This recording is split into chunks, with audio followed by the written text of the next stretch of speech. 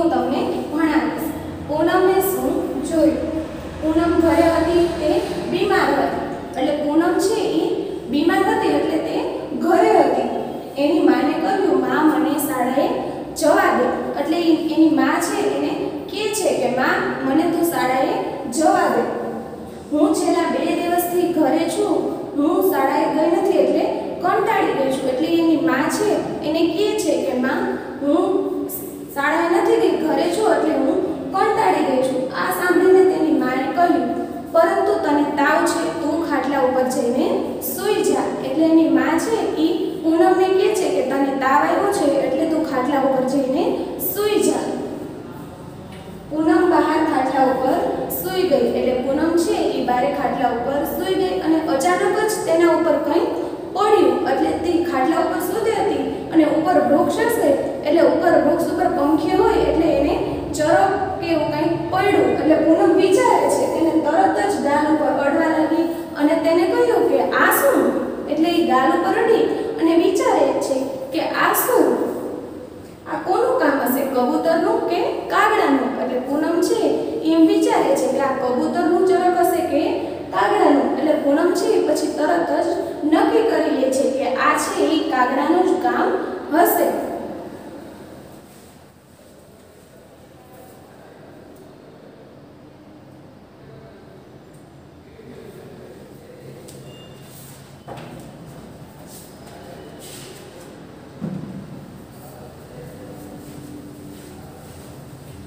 વિદ્યાર્થી મિત્રો, અહીં વૃક્ષ આપેલું છે અને તેના ઉપર કેટલા બધા પંખીઓ છે એ રહેલા જોવા મળે છે. એટલે કે વૃક્ષ ઉપર છે એ કયા કયા પંખીઓ રહેલા જોવા મળે છે તેનું અહીં ચિત્ર આપેલું છે. ચિત્રમાં તમે જોઈ શકો છો કે વૃક્ષ ઉપર છે એ કયા કયા પંખી છે.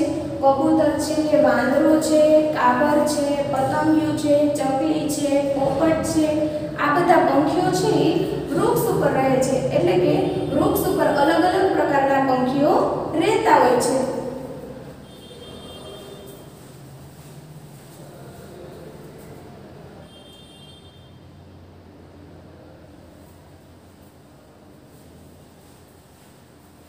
પૂનમે ઉપર જોયું, તેણે વૃક્ષ ઉપર ઘણા પ્રાણીઓ જોયા, તેના નામ જણાવો. એટલે કે પૂનમે ઉપર જોયું અને તે વૃક્ષ ઉપર છે એ ઘણા પંખી પ્રાણીઓ રહેલા હતા, તેના નામ લખવાના છે. વિચારો અને લખો. એટલે કે તમે જે જોયેલા છે એ પંખીના નામ લખો. એટલે કે અહીંયા વૃક્ષ ઉપર જે પંખીના નામ, વૃક્ષ ઉપર જે પંખી હતા એના નામ જ લખવા એવું જરૂરી નથી. તમે તમારી રીતે પણ પંખીના નામ તમને જે આવડે એ લખી શકો છો. દાખલા તરીકે મોર, કાબર, કાગડો, ચકલી, કબૂતર, પોપટ, આવા અનેક પંખીઓના નામ તમે તમારી જાતે અને વિચારીને તમે તમારી રીતે લખી શકો છો.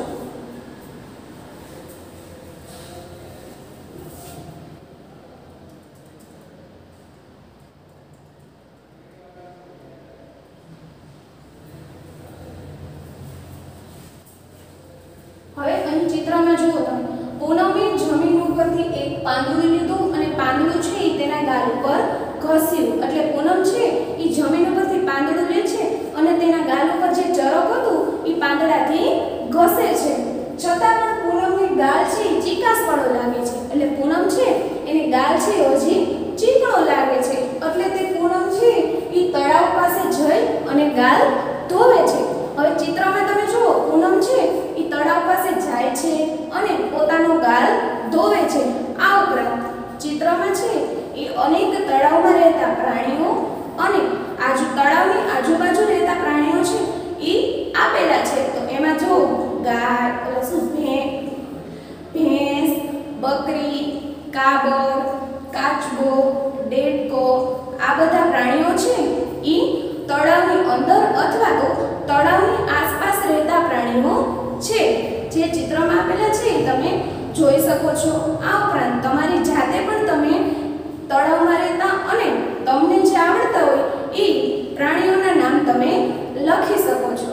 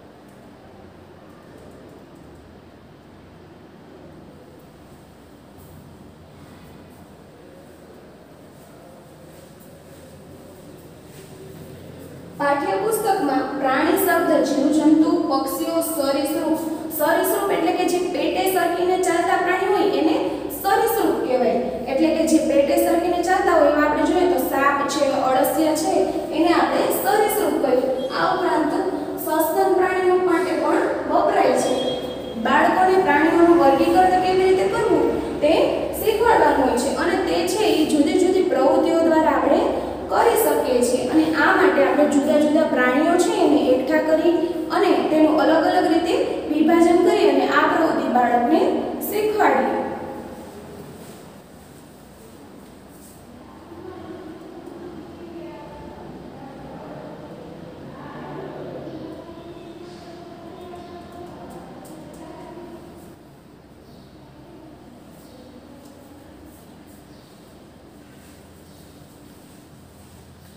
તમે તળાવ પાસે જોયેલા પ્રાણીની જેમ કામ કરી શકો છો. એટલે કે આપણને છે પૂછે છે કે તમે જે તળાવ પાસે પ્રાણી છે એ રહેલા છે એની જેમ તમે કામ કરી શકો છો. કયું પ્રાણી કેવો અવાજ કાઢે છે, કેવી રીતે હલનચલન કરે છે, એટલે કે કયું પ્રાણી છે એ કેવો અવાજ કાઢે. દરેક પ્રાણી પંખી છે એના અલગ અલગ અવાજ હોય છે, જુદા જુદા અવાજ રહેલા હોય છે. અને આ ઉપરાંત દરેક પ્રાણી છે એ હલનચલન કરવાની રીત છે એ પણ અલગ હોય છે. જુદા જુદા પ્રાણીઓ એક જગ્યાએથી બીજી જગ્યાએ જવા માટે જુદી જુદી રીતે હલનચલન કરે છે. એટલે કે જુદા જુદા પ્રાણીઓ છે એ એક જગ્યાએથી બીજી જગ્યાએ જવા માટે અલગ અલગ એટલે કે જુદી જુદી રીતે હલનચલન કરે છે. દરેક પ્રાણી અથવા તો પંખી છે કોઈ એક રીતે જઈ શકતું નથી. કેટલાક પ્રાણી છે એ કૂદીને જાય છે, કેટલાક પ્રાણી છે એ તરીને જાય છે, કેટલાક પ્રાણી છે એ પેટે સરકીને જાય છે, કેટલાક પ્રાણી છે ચાલીને જાય છે. આવી રીતે દરેક પ્રાણી અને પંખીની હલનચલન કરવાની અલગ અલગ રીત હોય છે.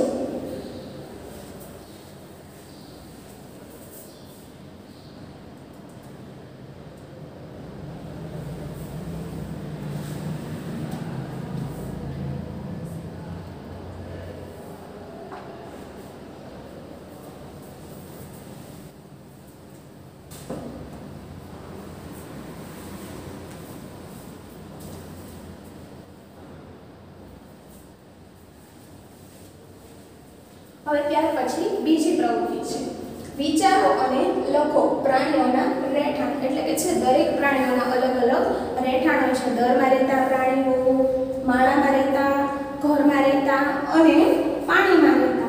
એટલે છે એ આવી રીતના ચાર ભાગ કરવામાં આવ્યા છે. તો એમાં આપણે જોઈએ દરમાં રહેતા પ્રાણીઓ છે તો એમાં આવશે ચકલી, કાગડો, દરજીડો.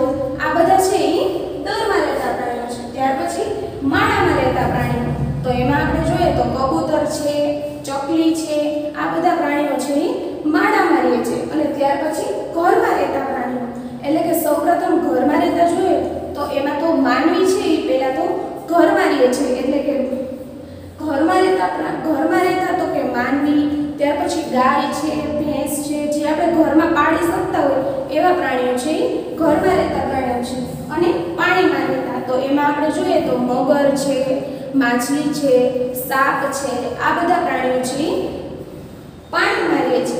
આ ઉપરાંત તમે તમારી રીતે પણ ઘરમાં, દરમાં, પાણીમાં રહેતા પ્રાણીઓ છે એ તમને જે રીતે આવડતા હોય એ રીતે તમે પણ લખી શકો છો.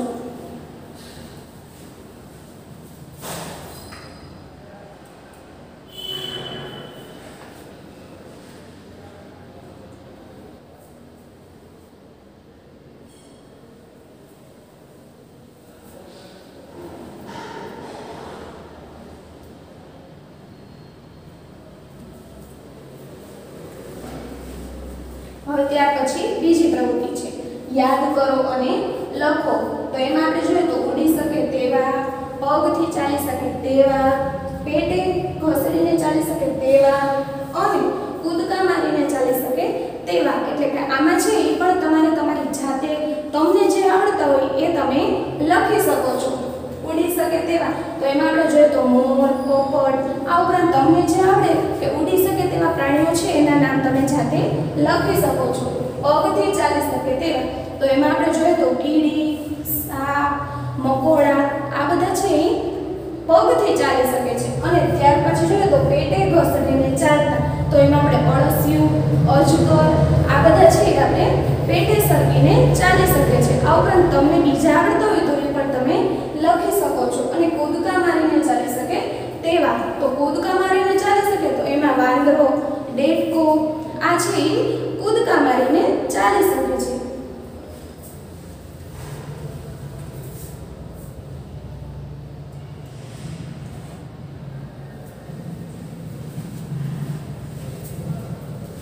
બાળકોને પ્રાણીઓના રંગ, આકૃતિ અને હલનચલન અને તેમનો અવાજ સાંભળવો ગમે છે। એટલે કે બાળકોને છે એ પ્રવૃત્તિ દ્વારા ભણાવવામાં આવે તો તેમનો અલગ અલગ પ્રાણીઓના અવાજ જુદા જુદા હોય છે। આ ઉપરાંત તેની હલનચલન કરવાની રીત અલગ અલગ હોય છે અને તેનું અનુકરણ કરવાની મજા આવે છે। એટલે કે બાળકોને છે એ જોઈ અને તેનું અનુકરણ કરવાની છે એ ખૂબ જ મજા આવે છે।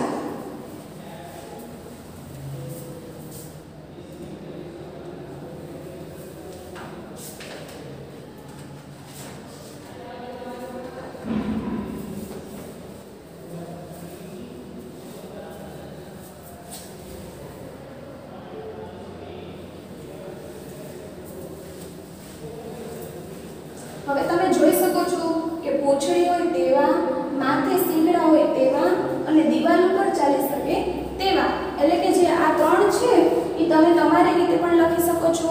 તો પહેલા આપણે જોઈએ પૂંછડી હોય તેવા, એટલે કે જે પ્રાણી છે ને પૂંછડી હોય એના આપણે નામ લખવાના છે। તો એમાં આપણે જોઈએ તો ગાય છે, ભેંસ છે, બકરી છે, આ બધા છે એ પૂંછડીવાળા પ્રાણીઓ છે। આ ઉપરાંત બીજા અનેક પ્રાણીઓ પણ તમે લઈ શકો। માથે શીંગડા હોય તેવા, એટલે કે જે માથે શીંગડા હોય એવા કોને હોય તો કે ગાય, ભેંસ, હરણ આ બધા છે એને માથે શીંગડા હોય છે। એટલે કે જે માથે શીંગડાવાળા પ્રાણીઓ છે એના નામ બીજા આ સિવાય તમે બીજા પણ લખી શકો। દિવાલ ઉપર ચાલી શકે તેવા, એટલે કે જે દિવાલ ઉપર હાલતા હોય એવા તો ગરોળી છે, કરોળીઓ છે, આ બધા પ્રાણીઓ છે એ દિવાલ ઉપર ચાલી શકે છે। પ્રાણીઓ જુદી જુદી જગ્યાએ રહે છે, એટલે કે પ્રાણીઓ છે એ જુદી જુદી જગ્યાએ રહે છે। કેટલાક પ્રાણીઓ છે વૃક્ષ ઉપર રહે છે, કેટલાક પ્રાણીઓ છે ઘરમાં રહે છે, કેટલાક પ્રાણીઓ છે દરમાં રહે છે, કેટલાક પ્રાણીઓ છે પાણીમાં રહે છે। બધા છે એ અલગ અલગ રીતે રહેતા હોય છે અને કેટલાક પ્રાણીઓ છે આપણા ઘરમાં પણ રહે છે। એટલે કે આપણે જે પ્રાણીઓને પાળીએ છીએ જેમ કે કૂતરો છે, બિલાડી છે, આ બધા પ્રાણીઓ છે એને આપણે પાળીએ એટલે કે આપણા ઘરમાં રહેતા હોય। ગાય છે તો ગાયને પણ આપણે પાળીએ છીએ, ગાય આપણને દૂધ આપે છે એટલે આપણે તેને ઘરમાં, એટલે કે કેટલાક પ્રાણીઓ છે એ ઘરમાં રહેતા હોય છે। તો આવી રીતે અલગ અલગ રીતે જુદી જુદી જગ્યાએ પ્રાણીઓ રહે છે।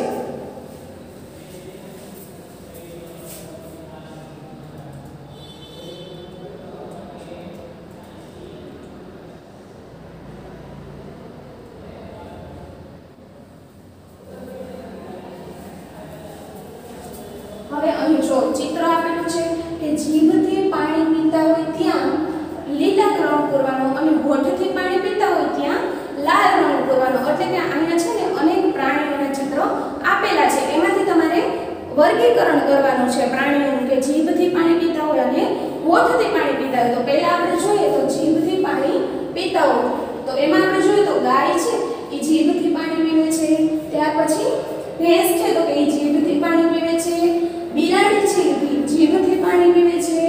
હવે હોઠથી પાણી પીતા હોય એમાં આપણે જોઈએ તો વાંદરો છે, કૂતરો છે, સિંહ છે, પછી બકરી છે, હરણ છે, ગધેડું છે, આ બધા પ્રાણીઓ છે એ હોઠથી પાણી પીવે છે। એટલે કે હોઠથી અને જીભથી અલગ અલગ છે એ તફાવત છે પ્રાણીનો કે કેવી રીતે પાણી પીવે છે। તો એ પ્રાણીઓ જે જીભથી પીતા હોય એમાં તમારે લીલો રંગ પૂરવાનો અને જે પ્રાણીઓ હોઠથી પીતા હોય એમાં તમારે લાલ રંગ પૂરવાનો।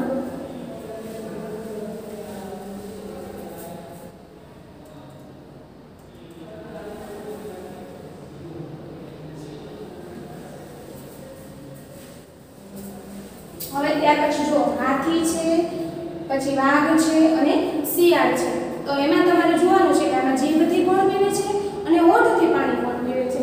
તો એમાં હાથી છે એ જીભથી પાણી પીવે છે, પછી વાઘ છે એ હોઠથી પાણી પીવે છે અને શિયાળ છે એ જીભથી મેળવે છે. એટલે આવી રીતે અલગ અલગ પ્રાણીઓનું વર્ગીકરણ કરવાનું છે. જીભથી પાણી પીતા હોય અને હોઠથી પાણી પીતા હોય એ તમે તમારી રીતે રંગ પૂરી શકો છો.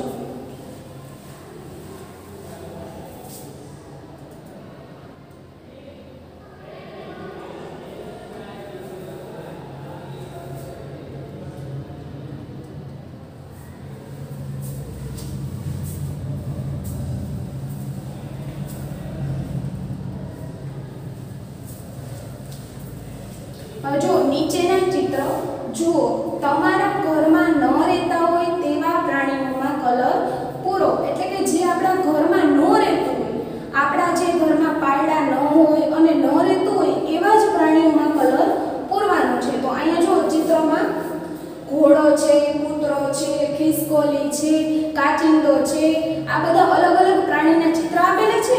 તો એમાંથી જે આપણે ઘરમાં પાળતા ન હોય, એટલે કે જે આપણે ઘરમાં રાખતા ન હોય એ પ્રાણીઓના ચિત્રોમાં આપણે રંગ પૂરવાનો છે. જે આપણે ઘરમાં રાખતા હોય એમાં આપણે રંગ પૂરવાનો નથી, પરંતુ જે ઘરની બહાર રહેતા હોય, આપણે ઘરમાં પાડી ન શકતા હોય એમાં આપણે રંગ પૂરવાનો છે. એટલે કે આ પ્રવૃત્તિ છે એ તમારે જાતે કરવાની છે.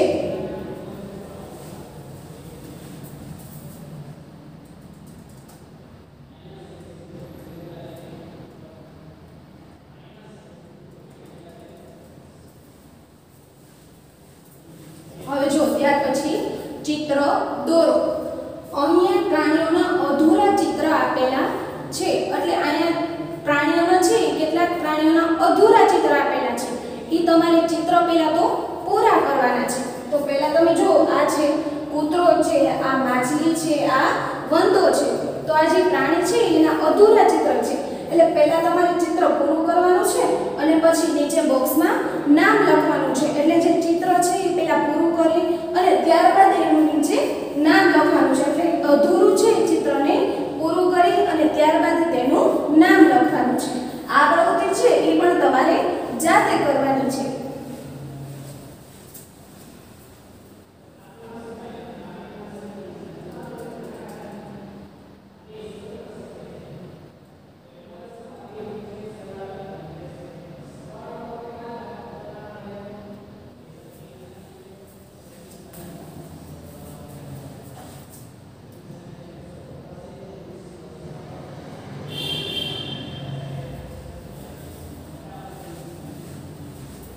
હવે જો અહીંયા એક બીજી પ્રવૃત્તિ આપેલી છે. તમે અહીંયા ચિત્રમાં જોઈ શકો છો કે અહીંયા બાજુમાં છે પ્રશ્ન આપેલા છે અને ત્યારબાદ બાજુમાં આપણે કોષ્ટક આપેલું છે, એમાં જવાબ ગોતવાનો છે. એમાં એક ઉદાહરણ પણ આપેલું છે.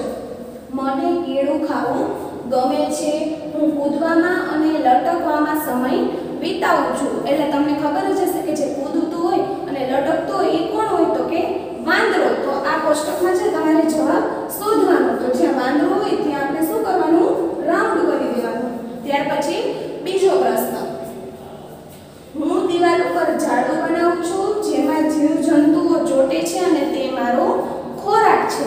એટલે તમે વિચારો, તો જે ઝાડુ બનાવતો હોય એ તો તમે વિચારો એટલે તમને આવડી જ જાય કે જે ઝાડુ બનાવતો હોય એ શું હોય? તો કે કરોળિયો. પછી તમારે અહીંયા કોષ્ટકમાં જોવાનું, ગોતવાનું કરોળિયો ક્યાં લખેલું છે.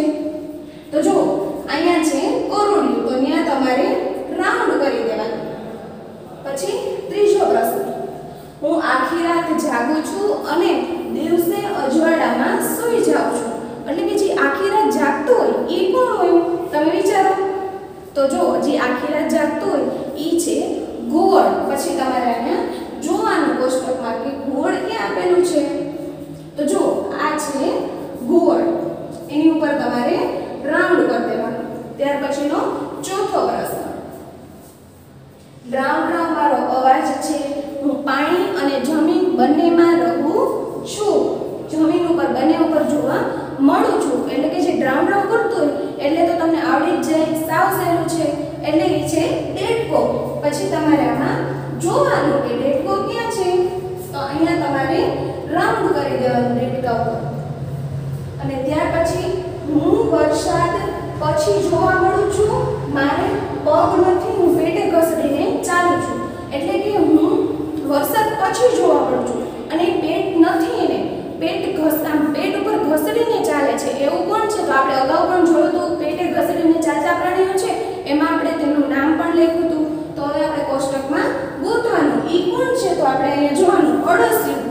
અહીંયા અળસિયું છે એના ઉપર રાઉન્ડ કરી દેવાનું. હવે ત્યાર પછીનો છઠ્ઠો, મારી ગતિ ધીમી છે, હું પાણી અને જમીન બંને ઉપર રહું છું. એટલે કે ગતિ ધીમી હોય અને પાણી અને જમીન ઉપર રહે એટલે ગતિ ધીમી એટલે સ્વાભાવિક છે. આપણે વિચારી લીધું હોય કે એ કોણ હોય તો કે કાચબો. પછી આપણે આમાં જોવાનું કે કાચબો ક્યાં છે તો અહીંયા કાચબો, એના ઉપર આપણે રાઉન્ડ કરી દેવાનું. તો આ પ્રવૃત્તિ છે એ પણ તમારે કરવાની છે. પ્રશ્ન આપેલા છે, બાજુમાં કોષ્ટક છે એમાં જવાબ આપેલા છે જે તમારે શોધી અને તેના ઉપર રાઉન્ડ કરવાનું છે.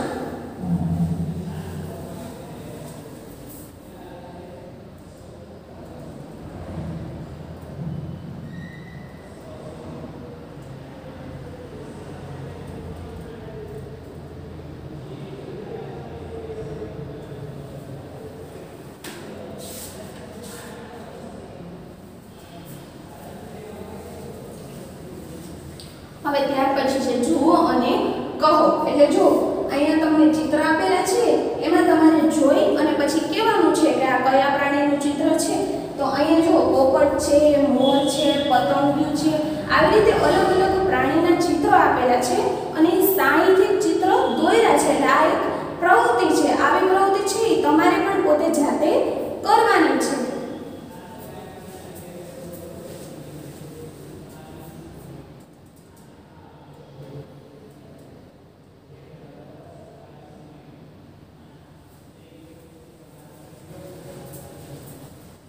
હવે જો આ જ રીતે શાહી અને જળરોનો ઉપયોગ કરીને ચિત્ર બનાવો. એટલે કે તમારે બીજા અલગ અલગ અનેક પ્રકારના બીજા પ્રાણીઓ છે એના ચિત્ર પણ તમે લઈ શકો છો.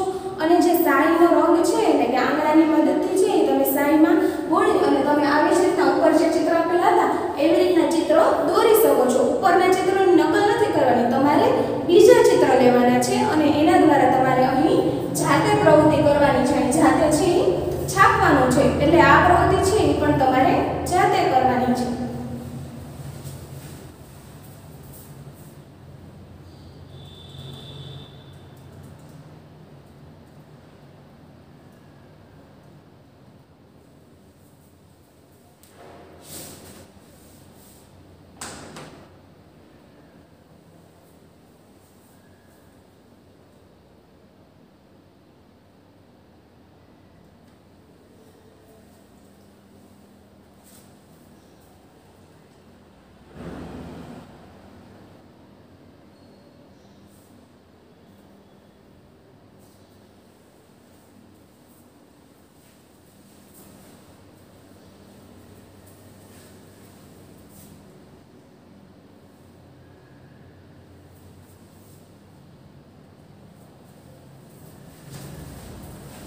હવે અહીંયા બીજી એક પ્રવૃત્તિ છે આપેલી છે.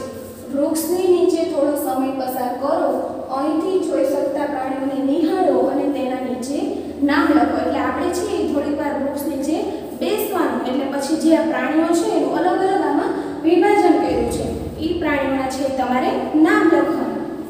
થડ ઉપર, જમીન ઉપર, ડાળી ઉપર, પાંદડા ઉપર, વૃક્ષની આજુબાજુ અને અન્ય સ્થળે.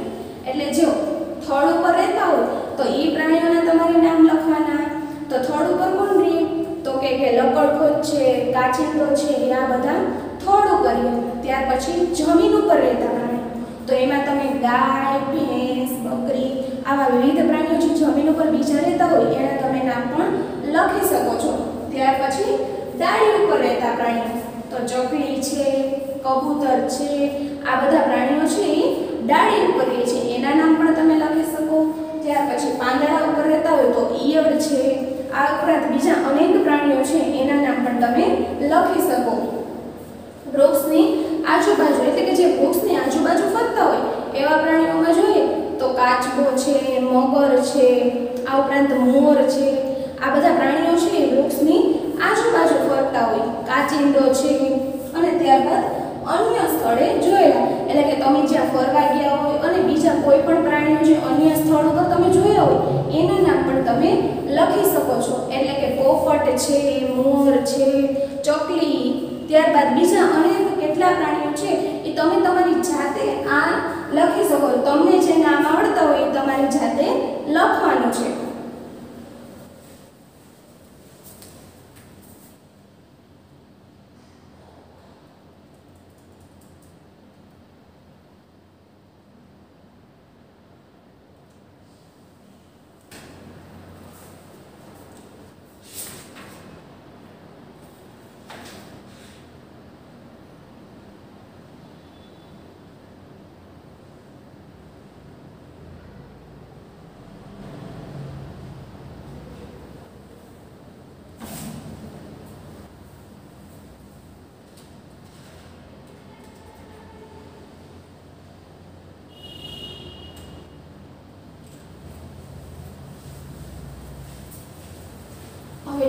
અહીંયા આપેલું છે જોયેલા પ્રાણીઓને તેમના કદના આધારે ગોઠવો, એટલે કે તમે જે પ્રાણીઓ છે એ તમે જોયા છે પણ તમારે એના કદના આધારે ગોઠવવાના છે. કદ એટલે કેવી રીતના કે જો પેલા સૌથી જે નાનું પ્રાણી હોય તો સૌથી નાનાથી લઈ અને મોટા સુધી, એટલે કે પેલા છે એ નાના પ્રાણી, પછી ઈથી થોડુંક મોટું, પછી ઈથી મોટું અને પછી સાવ મોટું, એટલે કે કદના આધારે ગોઠવવાનું છે.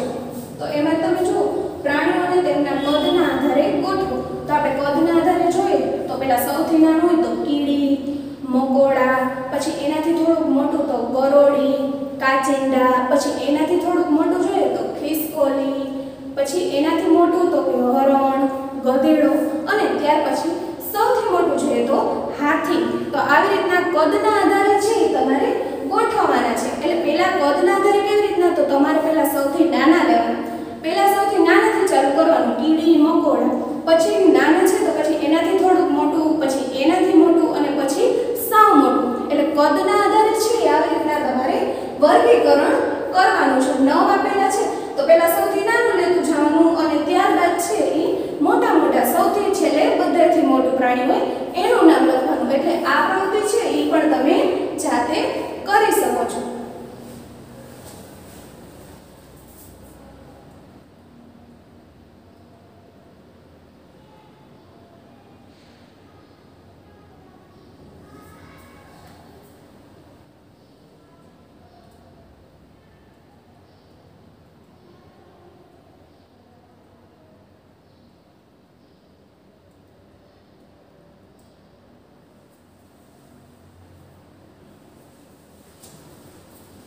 હવે પછી કોયડાની રમત.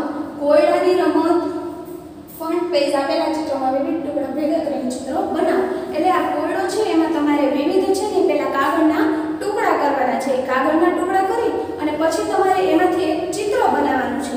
એટલે પહેલા તો કાગળને અલગ અલગ રીતે કાપવાના, પછી અલગ અલગ છે પક્ષી કે પ્રાણી છે એના આમ આકાર બનાવવાનો અને પછી તમારે ક્રમ વાઇઝ ગોઠવવાનું. એટલે કે એ જુદા જુદા ટુકડા છે એને પ્રાણીઓની ઓળખની પ્રવૃત્તિ કરાવે. એટલે કે બાળકો છે એને આ પ્રાણીઓના ચિત્ર છે એ અહીંયા ચોંટાડવાના છે. તમારે બનાવીને સરસ ચોરસ ટુકડા કરવાના, દરેક પ્રાણીના અલગ અલગ આકાર હોય તો એ રીતે આકાર આપવાના અને ત્યાર પછી નીચે છે એ ચોંટાડવાના અને ત્યાર પછી બાજુમાં છે એનું નામ પણ લખવાનું. તો અહીંયા આપણો પાઠ પૂરો થાય છે. હવે પછી આપણે બીજો પાઠ જોવા માટે થોડાક દિવસ પછી આપણે બીજો પાઠ પણ જોઈશું.